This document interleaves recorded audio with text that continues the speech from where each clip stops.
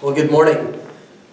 Welcome back to Journey. We're taping this on Saturday, and this morning when I got up, I looked outside, and for the first time this new season that we're at least approaching the season of winter, there was snow on the ground. Not a great deal, but today I made some coffee, and the dynamic of Deuteronomy is that this reveals to us that our relationship with God has a story. It has a history. And so if I were going to ask you the question this week, I would be asking you the question, if you looked back on your life, on the timeline of your life, could you identify places where God became real to you? So for you, maybe just to begin to think as we tape today, is to ask yourself the question, or to think about the question, when did God become real in your life? Where in the timeline of your life did you recognize Him for who He is and what He's done in your life? I'd like to start today by reading Deuteronomy chapter 9, which is the context for where our key passage is. And so if you listen to these first few verses in Deuteronomy 29, it says this, starting in verse 2. Moses summoned all the Israelites. So he brought all the people together so that they could hear what he was about to say. And he said to them, "Your eyes have seen all that the Lord did in Egypt to Pharaoh, to all his officials, and to all his land. With your own eyes you saw the great trials, those miraculous signs and great wonders. But to this day the Lord has not given you a mind that understands, or eyes that see, or ears that hear. However, during the 40 years that I led you through the desert, your clothes did not wear out, nor did the sandals on your feet. You ate no bread and drank no wine or other fermented drink. I did this so that you might know that I am the Lord your God." And so here you have Moses speaking to the people and reminding them of the history that they have with God. And so this week I'd like to just rehearse where we've been. The Pentateuch, or the first 5 books of the Bible, is where we've been in the journey thus far. And I'd like to just rehearse that history for us, so to give us a little bit of a history lesson, and then to put that history lesson in the context for where we're at today. We began in Genesis, the very first book of the Bible, and what we learned there is that God created us to be in relationship with Himself.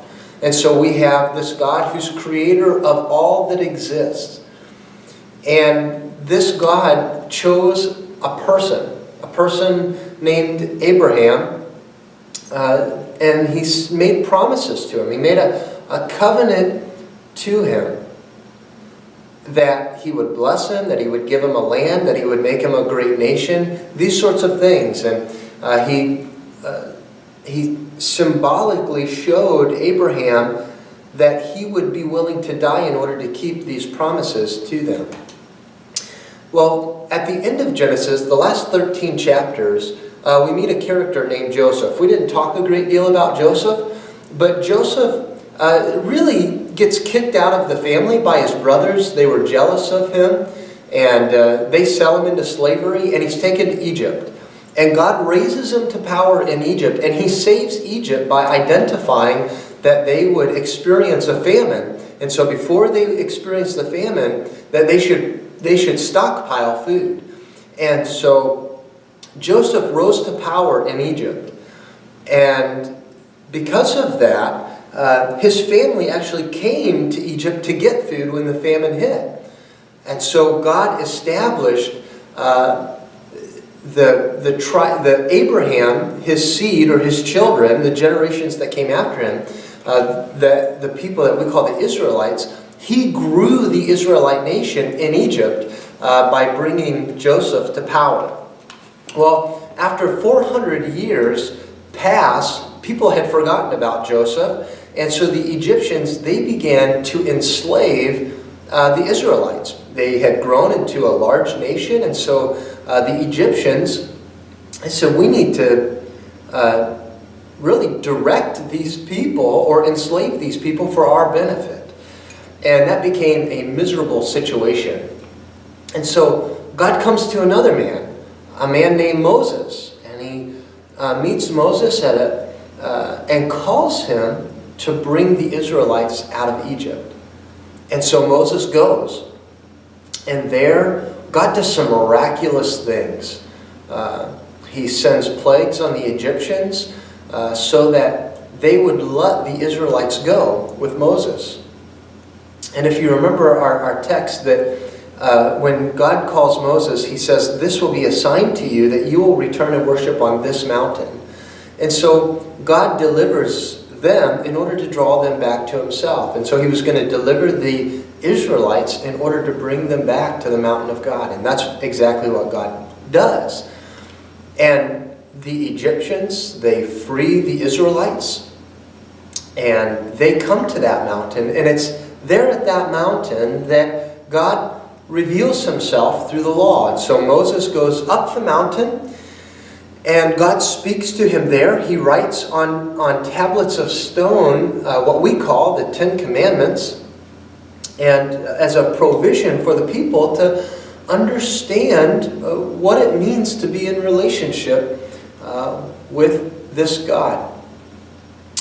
And there God creates the boundaries for what it looks like to be in relationship. That's the book of Leviticus.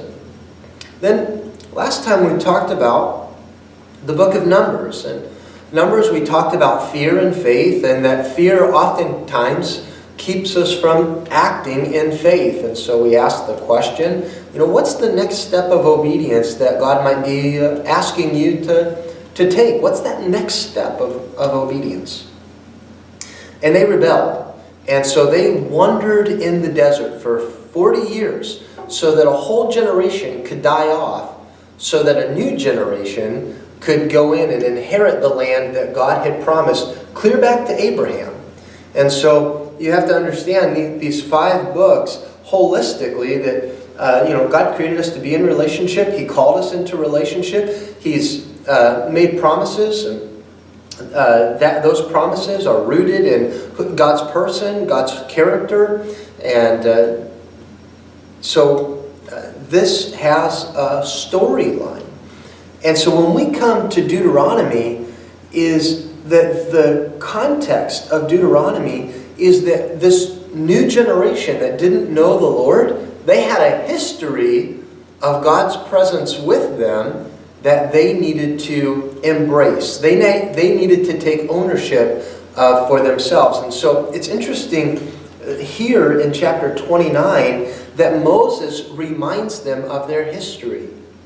That you are a people of God. That your ancestors, that they saw the mighty power of the Lord bringing them out of Egypt. They saw the mighty acts of the Lord on the mountain when God gave them the law. They had seen with their own eyes who God is. But this new generation, they really hadn't. So what did they know? Well, it's interesting to me that in verse 5, we're told that during the 40 years that I led you through the desert, your clothes did not wear out, nor did your sandals on your feet. And so Moses is reminding them of the provision that God had given them, even though they didn't really know or had embraced the faith that had been handed down to them. They didn't know. They didn't know the law. They didn't know the story of their faith, or at least that they hadn't embraced it at that point. And so Moses identifies for them that Do you see how God has provided for you these 40 years in the desert by your clothes not wearing out and your shoes not wearing out either? Do you see God's hand at work? And so the parallel for us today, whatever your timeline looks like, wherever you identify that God became real in your life, that you can see or identify God's provision in your life to show you Himself. And I don't know where you're at on that. I don't know where you're at on your timeline that would say, man, God showed Himself real there, and and God showed Himself real there, and God has been faithful here. And these stories of your history of how God has provided for you. Maybe you're at a place on your timeline where you've never recognized that God has been with you.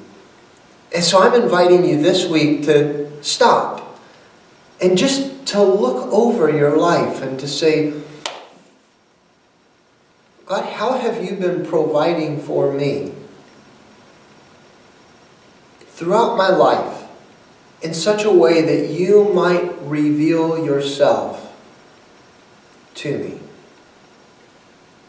I wonder if you would just take some time this week to just stop and look over your life and ask where God has clearly had His hand at work in your life, the ways in which He's protected you, that He's provided for you, that He's cared for you, that He's been able to move you forward. And maybe that'll mean that right now, this week, because of the history of who God has been in your life, that maybe right now, as you watch the video this week, that today would be a day where God becomes real in your life. I'd like to move to the other end of the context of our passage. And this is Moses giving the invitation to the people. In verse 19 of chapter 30, it says, This day I call heaven and earth as witnesses against you, that I have set before you life and death, blessings and curses. Here it is. Now choose life, so that your children may live, and that you may love the Lord your God. Listen to His voice and hold fast to Him. For the Lord is your life. And so here's the invitation of not just Deuteronomy, but these are the closing words of Moses writing the Pentateuch, the first 5 books of the Bible. He says, choose life. Choose life. And so, as you take time to look over the course of your history, to say, God, where have you been involved, and how can I see the ways in which you've provided, protected, comforted, these sorts of things? And maybe today that you would come to know the Lord in a very real, very personal way. And the invitation is that this is an invitation to choose life. It's an invitation to life. And so all that to say that when we look at, I've really stressed the relational character of these 5 books, that the image of God reveals to us that God created us to be in a relationship with Him. The covenant of God is that God desires to be in relationship. That's the way in which God develops relationship. That redemption, that God delivers us in order to draw us back to Himself. atonement, that God covers over our sin in order to maintain a holy people, to create a holy people.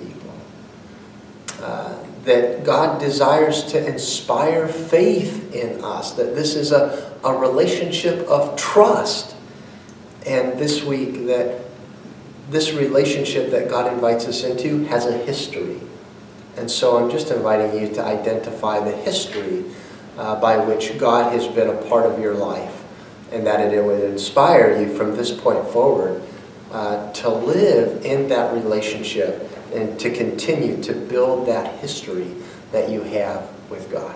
This is a relational history.